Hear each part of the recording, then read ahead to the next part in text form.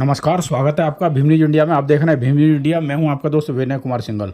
Bharatiya Janata party के शहर जिलाध्यक्ष राकेश जैन द्वारा आज जीएम प्लाजा में बड़ा स्क्रीन लगाकर चुनाव परिणाम देखने के लिए व्यवस्था की, जिसमें भारतीय जनता पार्टी के सभी वरिष्ठ पदाधिकारी उपस्थित रहे और बताते चलें कि चुनाव परिणाम के बीच बीच में भारतीय जनता पार्टी के कार्यकर्ता नारे लगा रहे थे और साथ ही बढ़त बनने पर खुशी जाहिर कर रहे थे।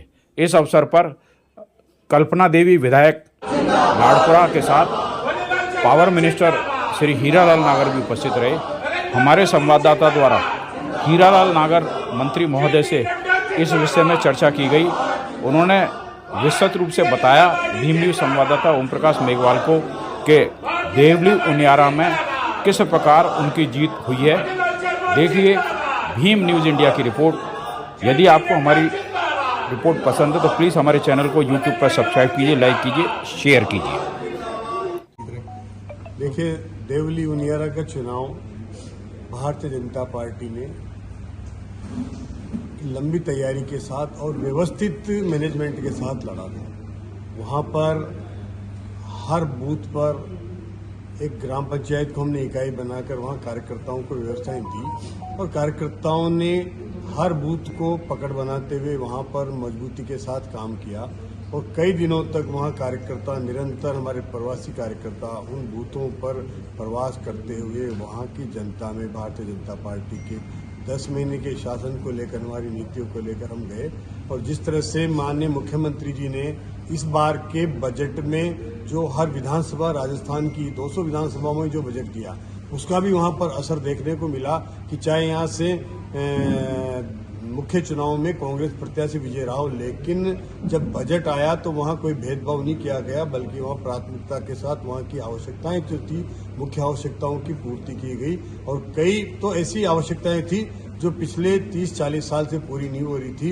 दूर क्षेत्र की वहाँ भी सड़कों का एक बड़ा बजट 70 करोड़ का दिया। उससे एक तरफा वहाँ बीजेपी के पक्ष में माहौल था और वो शुरू से ही लग रहा था एक हमारा उम्मीदवार जनता की अपेक्षाओं पर, जो जनता की आवाज़ पर जो उम्मीदवार पार्टी ने दिया, उसके प्रति भी आम जन का रुझान था। और निश्चित रूप से उसी का नतीजा है कि मैं समझता हूँ कि जितने भी वोटों से राजेंद्र गुजर को जितने वोट मिलेंगे, सारे उम्मीदवारों की वोट मिला दो तब भी वो उससे ज्यादा वोटों से जीतेगा। इतना वहाँ अंतर से चुनाव हमने व्यवस्थित रूप से लड़ा है और सबसे ज्यादा विवादित चुनाव भी वहीं का रहा।